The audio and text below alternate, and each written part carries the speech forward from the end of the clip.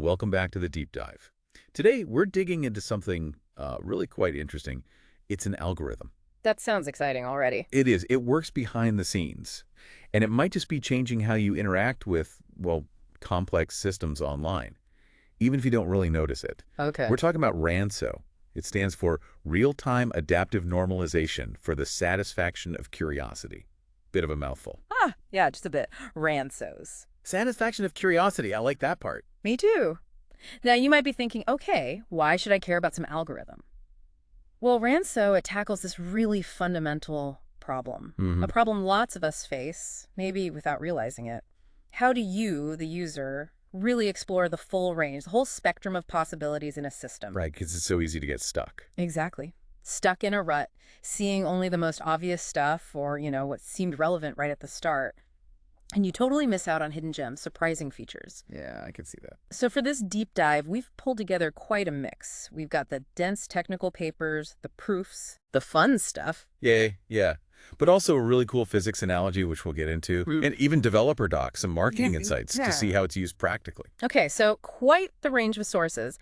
And our mission today really is to unpack how ransoc pulls off this balancing act. Balancing act. Yeah, keeping things relevant to what you're actually looking for, Right, got it. but also satisfying that innate curiosity we all have, gently pushing you towards things you might never have found otherwise.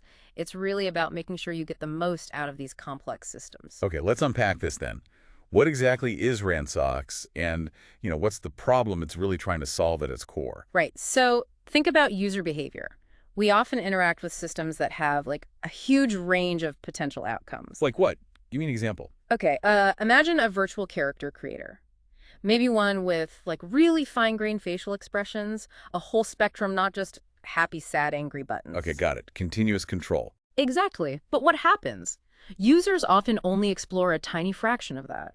They find happy, maybe tweak it a bit, find sad, but they never really grasp the full nuance the system offers. Ah, so they get this sort of tunnel vision. Precisely. It limits their understanding of what the system can really do, and honestly, it limits their enjoyment or how useful it is. ransoc is designed to fix that exact problem. Yeah, we've all been there. You search for something specific, like, I don't know, cat videos. Uh-oh. And suddenly, your feed is only cats. Forever. It's like the algorithm decided you have no other interests. Is that the kind of tunnel vision ransoc helps with? That's a perfect analogy, actually. Some of the documentation we looked at, like the readme file for the code, puts it nicely. ransoc ensures your users experience the full breadth of your product's capabilities, not just the most obvious ones. Okay. It's about unveiling hidden potential, and I like this phrase, fueling curiosity.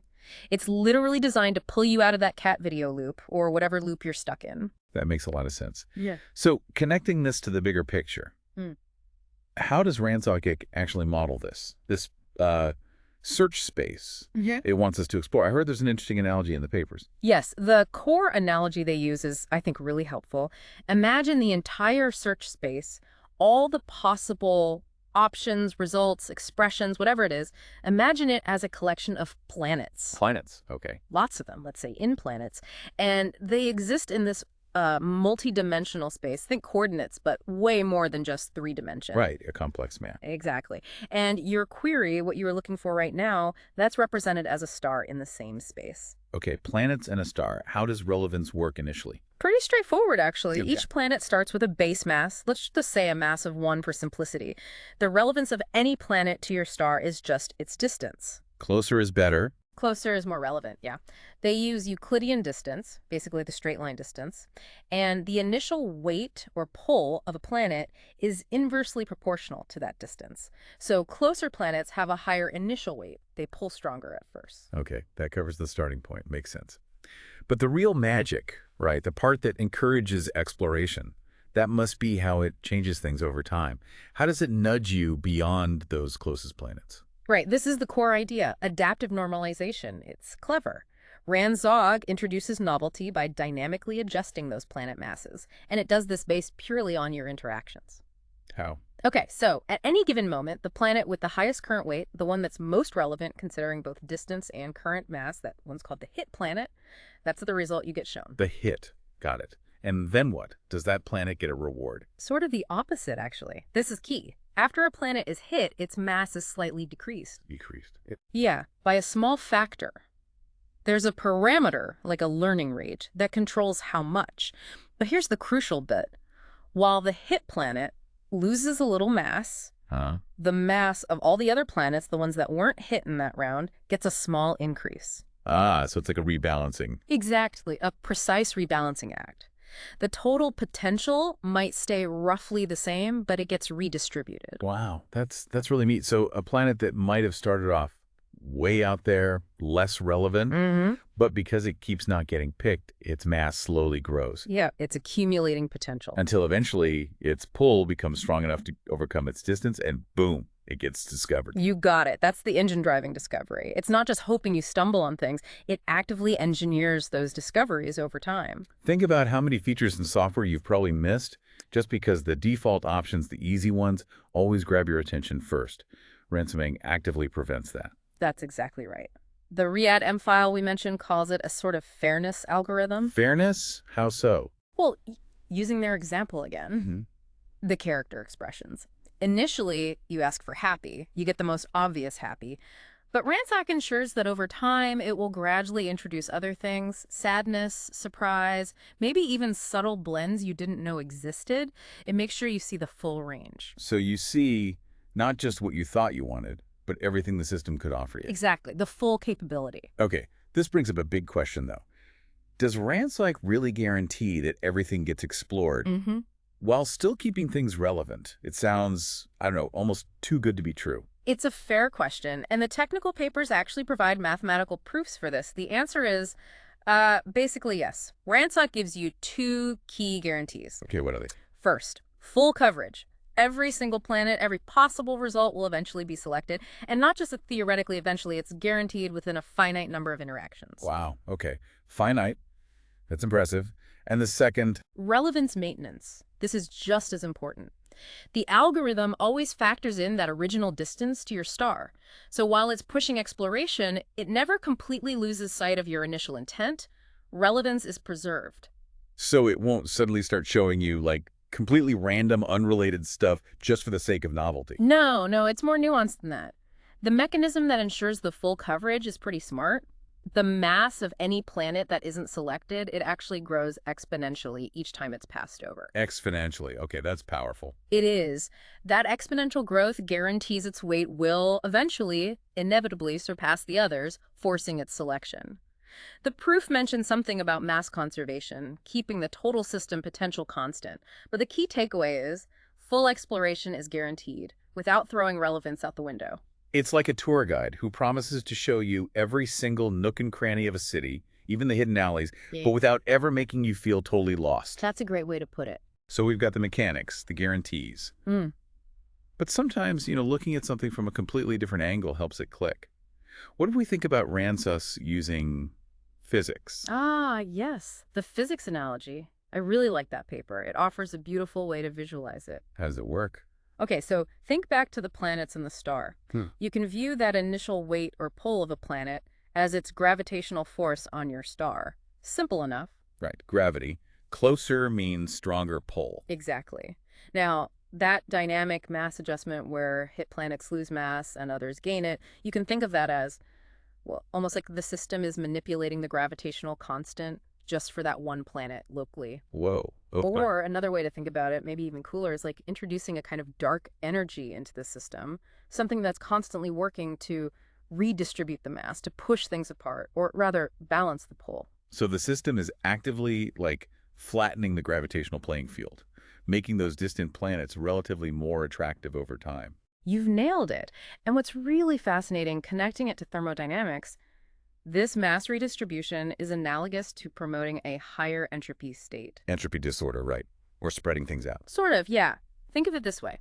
Initially, the system is ordered around the most obvious, lowest potential energy results, the close planets. ransoc, by reducing the mass of those frequently visited spots and boosting the others, effectively increases the disorder, or maybe better, the dispersion of your exploration. It forces you to spread out your attention. Exactly. It actively pushes you to explore the full spectrum, making the whole system more thoroughly discovered. It's like taking a hilly landscape and gradually flattening it out, making all paths eventually feel equally easy to explore.